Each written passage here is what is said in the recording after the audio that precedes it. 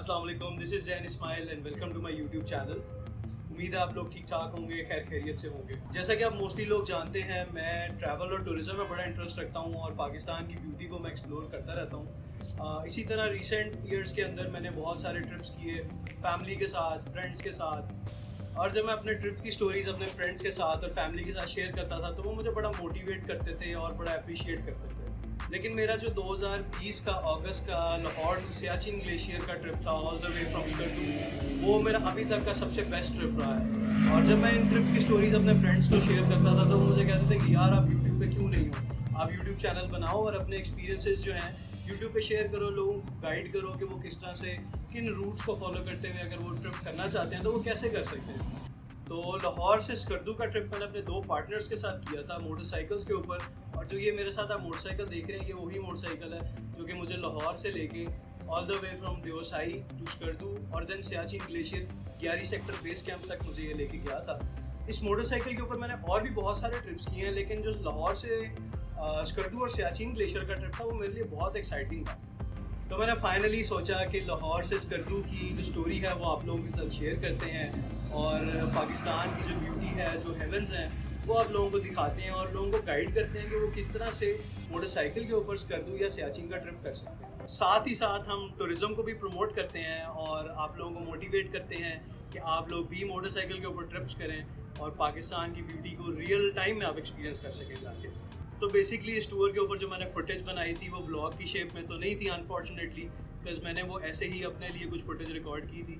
लेकिन मैं उम्मीद करता हूँ कि आप लोगों को वीडियो पसंद आएगी और फ्यूचर में जितने भी ट्रिप्स करूँगा मैं कोशिश करूँगा मैं व्लॉग की फॉर्म में रिकॉर्ड कर सकूँ ताकि आप लोग वीडियो को और भी अच्छे से एंजॉय कर सकें। तो आइए चलते हैं लाहौर से स्कर्दू और सियाचिन के सफ़र पर।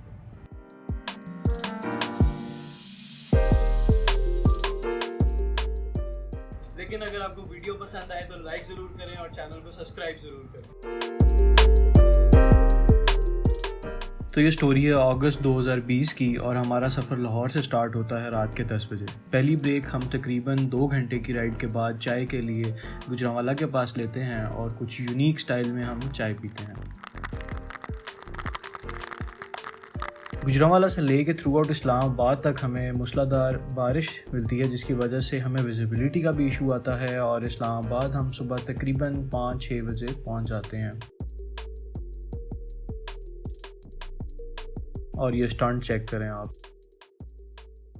इस्लामाबाद का मौसम बारिश के बाद इंतहाई खुशगवार देखने को मिलता है। इस्लामाबाद से हम मरी की तरफ रवाना हो जाते हैं।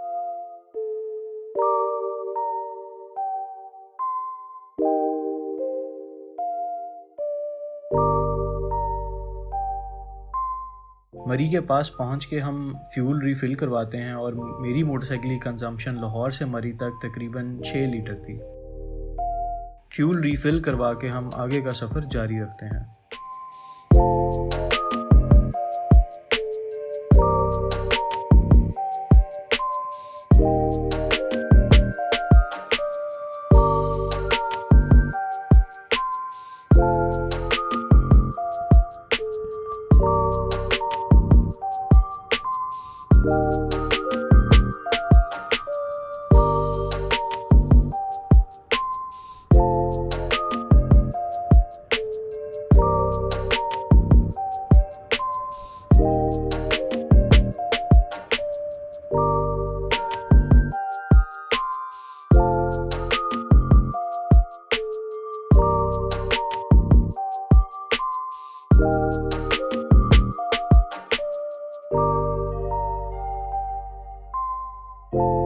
मरी पहुंच के हम अपनी पहली अचीवमेंट को सेलिब्रेट करते हैं और कुछ नाश्ता वाश्ता यस करके हम चल पड़ते हैं मुजफ्फराबाद की तरफ।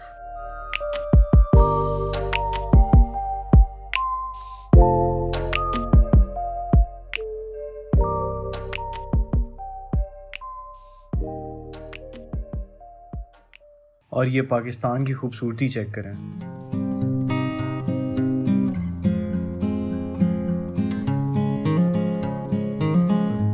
मुजफ्फराबाद पहुंचने के बाद हमारा अगला टारगेट नारान वैली है जहां पे हमने अपना पहला नाइट स्टे करना है।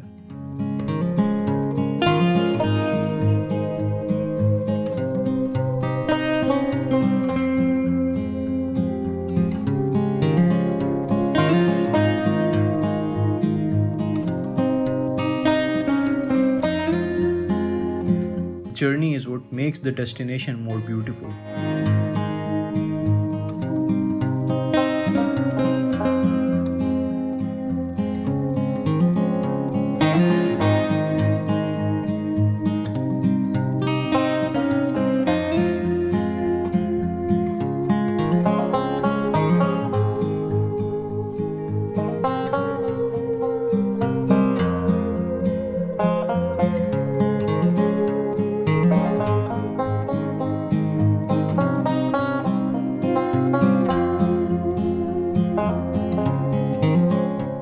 And it's not always about the destination, it's all about the journey.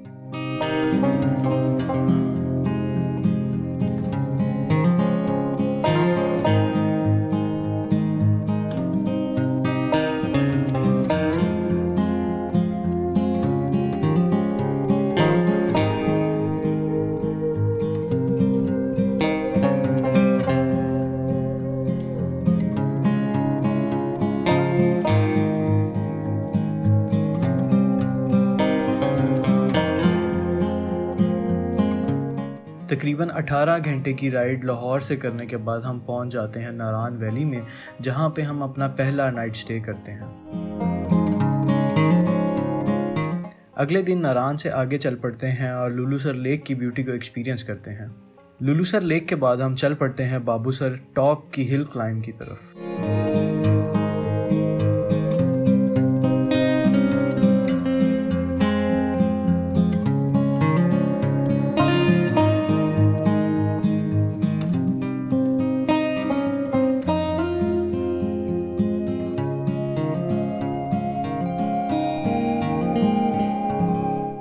Babusar top पे काफ़ी ठंड थी और अच्छी पिक्चर्स लेने की भी हिम्मत नहीं हो रही थी हमसे।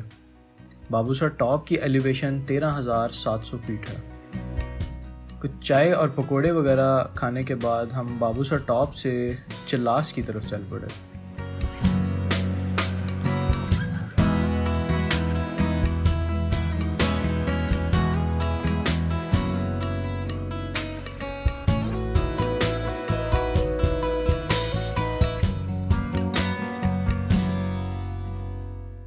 बाबूसर टॉप से उतरने के बाद हमने खुद ही अपनी मोटरसाइकिल्स को वॉश करके फ़्रेश कर लिया, क्योंकि सारे सफ़र के दौरान बाइक्स बहुत गंदी हो चुकी थी और डस्टी हो चुकी थी। उसके बाद Karakoram highway, which is also known as the silk route, जिसका नाम तब तक सिर्फ मैंने बुक्स में ही पढ़ा था, उसको रियल टाइम में एक्सपीरियंस किया। और आज की रात का हमारा प्लान था कि अंधेरा होने से पहले हम किसी तरह गिलगित पहुँच जाएँ।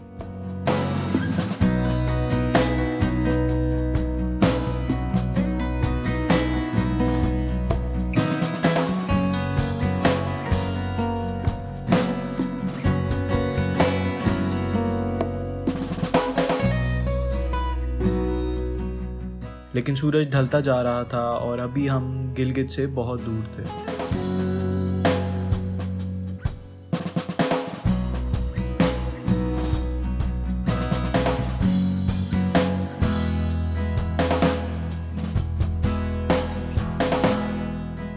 जब हम तकरीबन टटू वैली के पास पहुंचे तो हमें नागा पर्वत की टिप दूर से चमकती हुई नज़र आने लगी सनसेट में।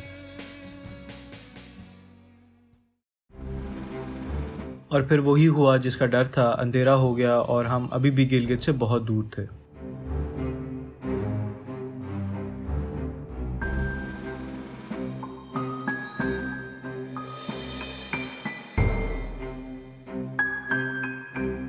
रोड पे सिर्फ हमारी मोटरसाइकिल्स की लाइट थी, विजिबिलिटी बहुत कम थी। एक तरफ पहाड़ और दूसरी तरफ खतरनाक खाई थी।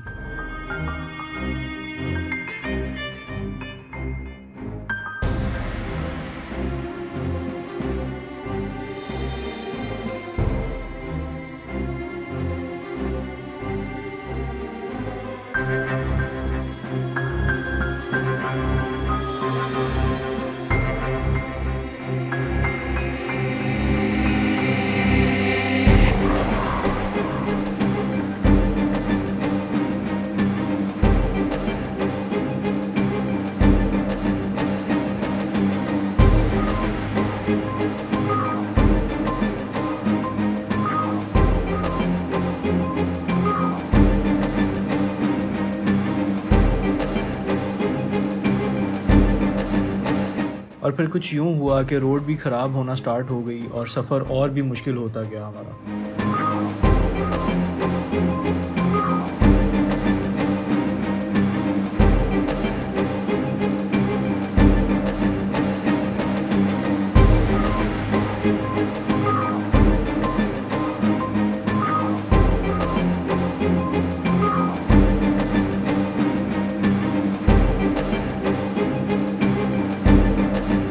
अंधेरा हो जाने की वजह से हमने गिलगित पहुंचने वाला प्लान कैंसिल किया और जोग्लोट के पास ही रात गुजारने का फ़ैसला किया।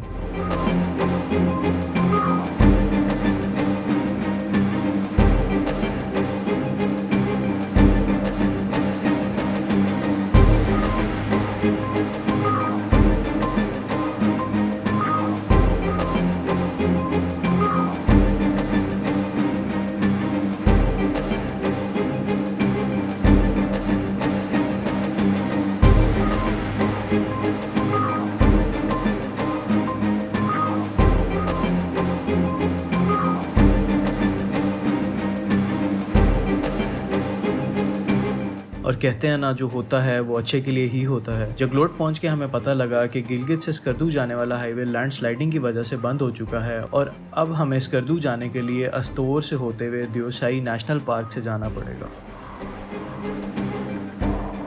दियोसाई हमारे प्लान में तो नहीं था, लेकिन अच्छा हुआ इसी बहाने हमने अस्तोर और दियोसाई की भी ब्यूटी को रियल टाइम में जाके एक्सपीरियंस कर लिया।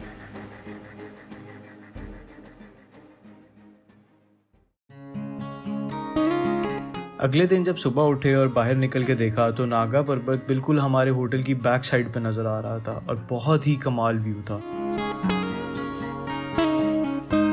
हमने नाश्ता वगैरह यस किया और नागा पर्वत के आगे पिक्चर्स वगैरह ली और हम चल पड़े अस्तोर वैली की तरफ। Nanga Parbat is also known as the king of mountains. This is the 9th highest mountain on earth और ये 26,660 फीट की बुलंदी पे मौजूद है।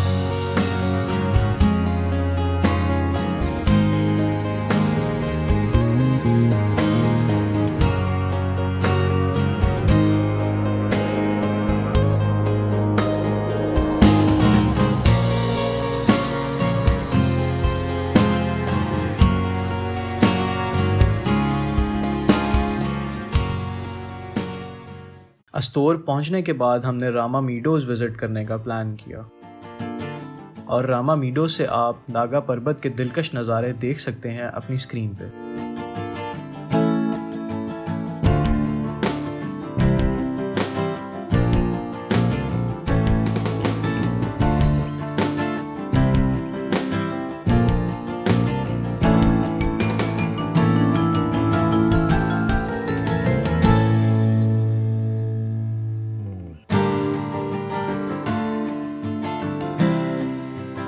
रामा मीडोज़ के बाद हम दियोसाई नेशनल पार्क की तरफ चल पड़े और आज का हमारा प्लान स्कर्दू पहुंचने का था।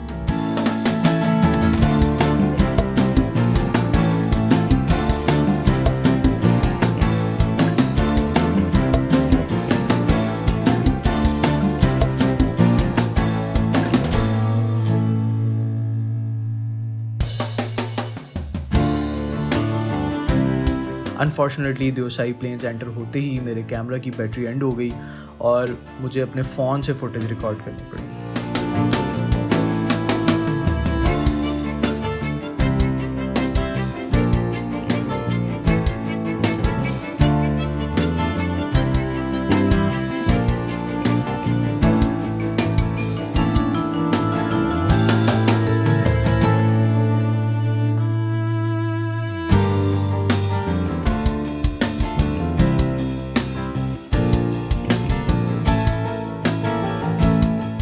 दियोसाई प्लेन्स की एवरेज एलिवेशन 13,500 फीट है, making the Deosai plains the second highest plateau in the world.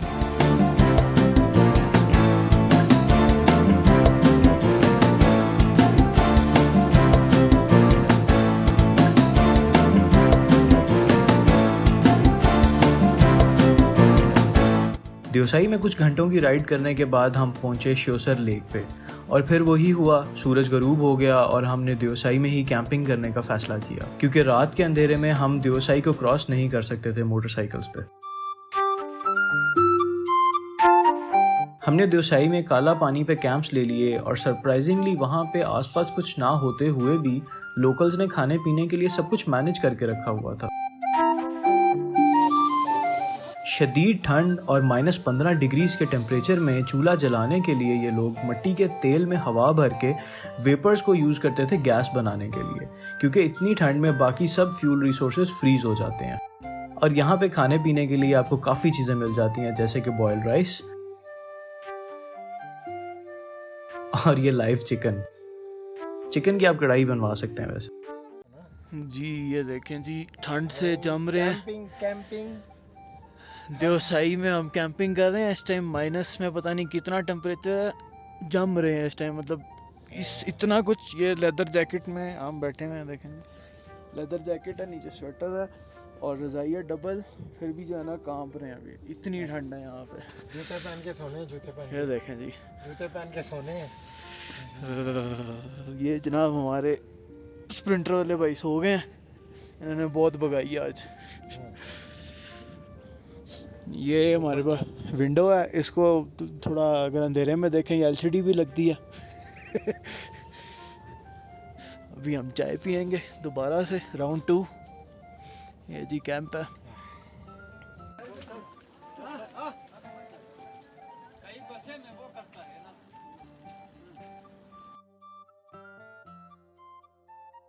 रात के वक्त कुछ यूं हुआ कि कैंप्स के पास एक मेहमान आ गया, ब्राउन बियर।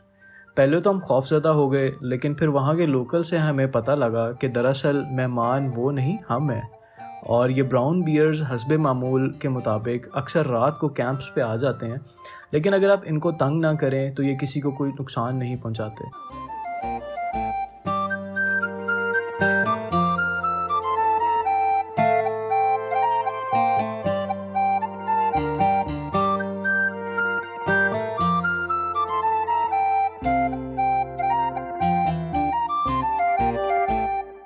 अगले दिन सुबह उठे तो ठंड काफ़ी कम थी और हमने नाश्ता वगैरह करने के बाद स्कर्दू की तरफ का सफ़र शुरू किया। दियोसाई नेशनल पार्क अपने ब्राउन बियर्स की वजह से ही जाना जाता है।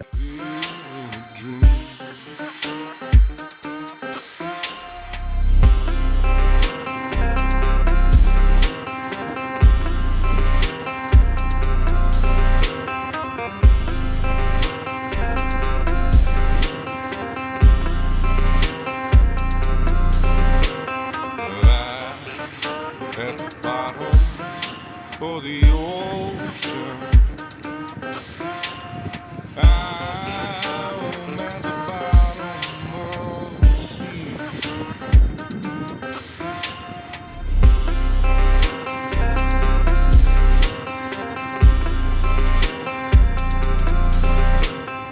और कुछ घंटों की ख़तरनाक राइड करने के बाद, जिसकी मैं फुटेज रिकॉर्ड नहीं कर सका, हम स्कर्दू पहुंच गए। स्कर्दू में रिवर इंडस के सामने होटल में चेक इन करने के बाद हमने शंग्रीला रिजॉर्ट विजिट करने का फैसला किया।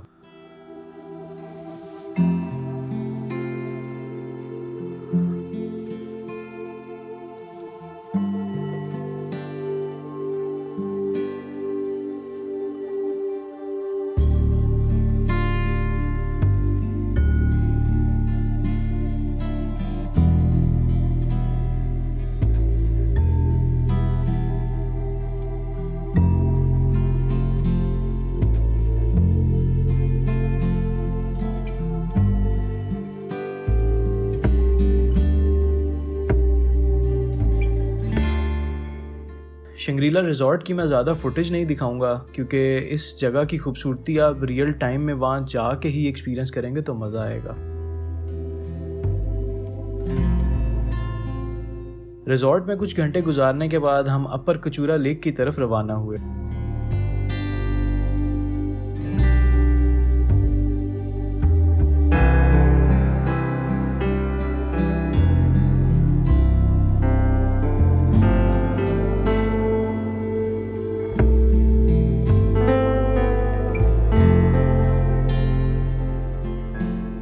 अपर कचूरा लेक का जो सुकून था ना वो मैं इस वीडियो में एक्सप्लेन नहीं कर सकता। तो आप कभी भी अगर स्कर्दू जाएं तो अपर कचूरा लेक में बोटिंग का ज़रूर एक्सपीरियंस कीजिएगा।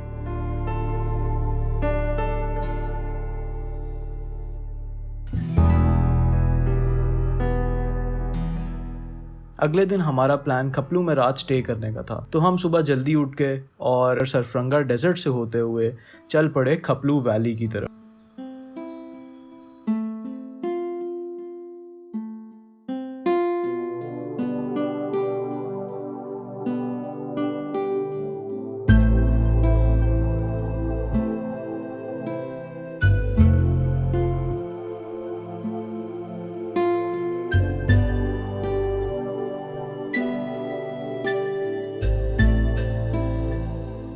रास्ते में एक वाटरफॉल का पता लगा तो हमने सोचा कि अगर यहाँ आए ही हैं तो ये भी देख के जाते हैं, और हम पहुँच गए मंढोका वाटरफॉल पे, जो कि पाकिस्तान का लार्जेस्ट वाटरफॉल है।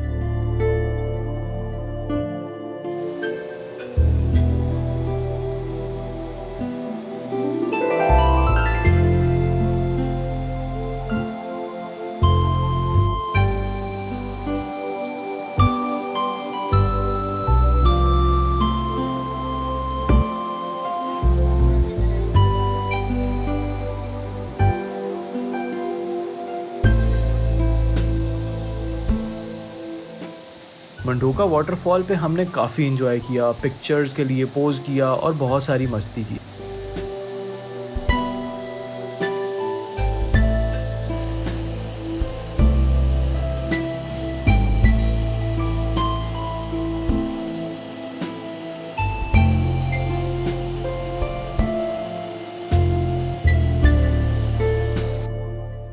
फिर हम चल पड़े खपलू वैली की तरफ।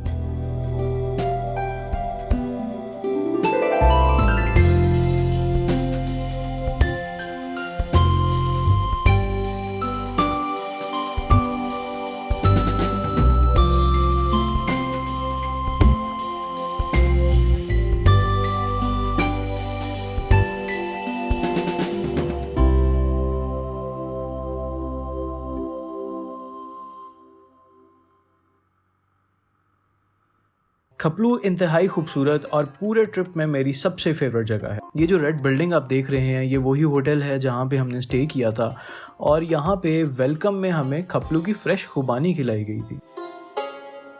होटल के अंदर से व्यू चेक करें आप।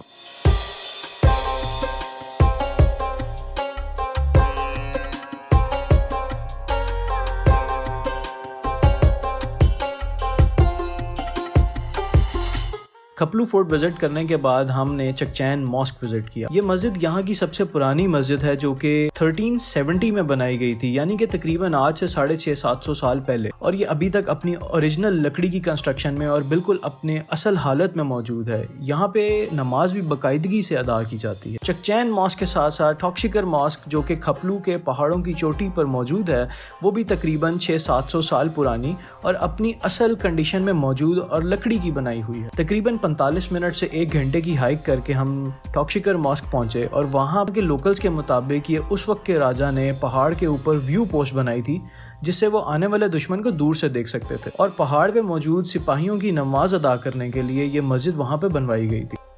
मस्जिद से नीचे आते हुए वहाँ के लोकल्स ने हमें खपलू की फ्रेश खुबानी को तोड़ के खाने का बोला, जो कि मेरी लाइफ का सबसे बेस्ट एक्सपीरियंस था। मैंने आज तक इतनी जूसी खुबानी कभी नहीं खाई थी।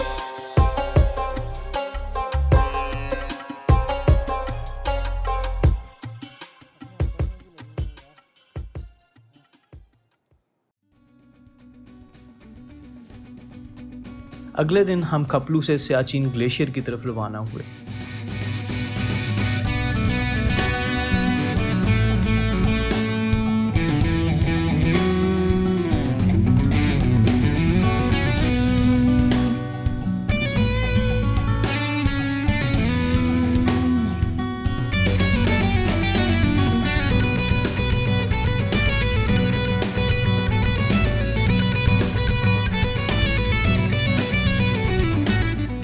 खपलू के बाद दो रास्ते आते हैं, एक रास्ता कारगिल की तरफ जाता है और दूसरा रास्ता सियाचिन ग्लेशियर की तरफ जाता है।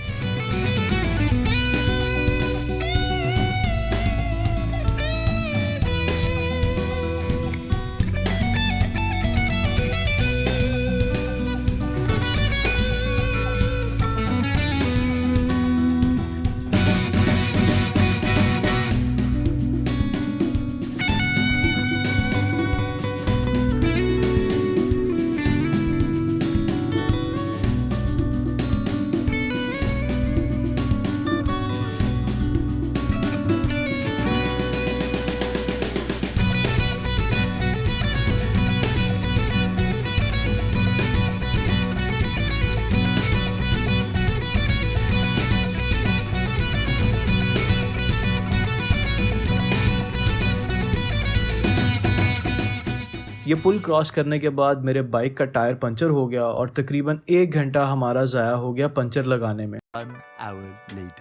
जिस पे ये सियाचिन जा रहे हैं, मोटरसाइकिल चलते चलते ऐसी हो गई है लाहौर से आते आते। और ये नाजरीन, सियाचिन का सफ़र शुरू होता है। जैन साहब अपनी बाइक को तैयार करते हुए, ये YBR चलते चलते ऐसी हो गई है। हाँ, YBR लेकर आए थे, यहाँ के ये हो गई, चल चल के घिस गई। अब बेचारे भागा भी नहीं जा रहा।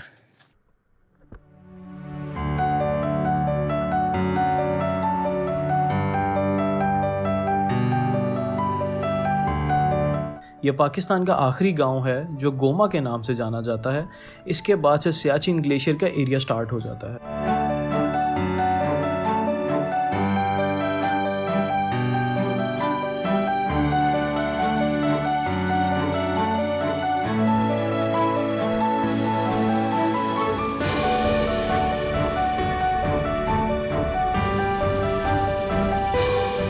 पूरे ट्रिप में सबसे मुश्किल हर्डल ये था बगैर खाई में गिरे इस पानी को क्रॉस करना।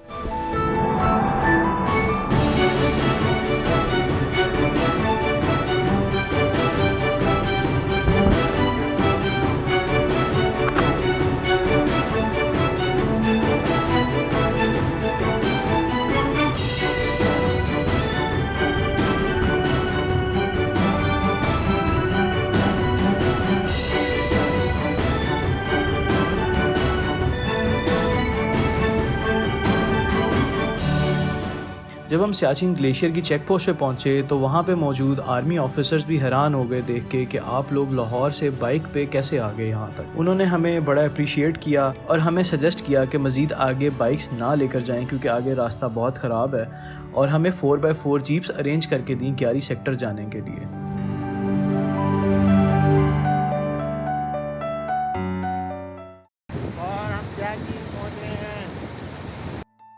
Siachen Glacier is the highest battlefield in the world with elevation at 18,875 feet and the longest glacier in the Karakoram and the second longest glacier in the world.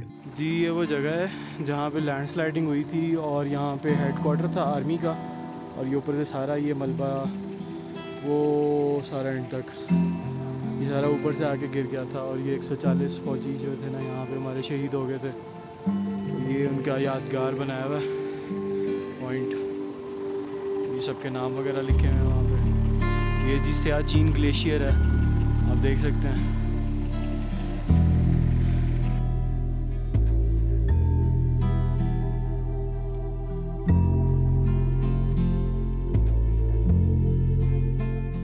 ग्यारी sector से आगे टूरिस्ट को जाना allowed नहीं है क्योंकि यहाँ से आगे इंडियन लद्दाख बॉर्डर की ट्रैक स्टार्ट हो जाती है।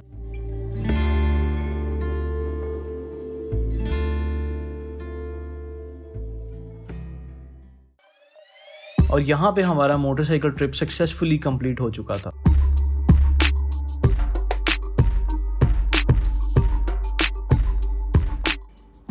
तो मुझे उम्मीद है आप लोगों को वीडियो पसंद आई होगी। अपना फीडबैक कमेंट्स में ज़रूर शेयर कीजिएगा कि वीडियो आपको कैसी लगी और मुझे कहाँ पे इम्प्रूवमेंट की ज़रूरत है। अपना बहुत सारा ख्याल रखिएगा।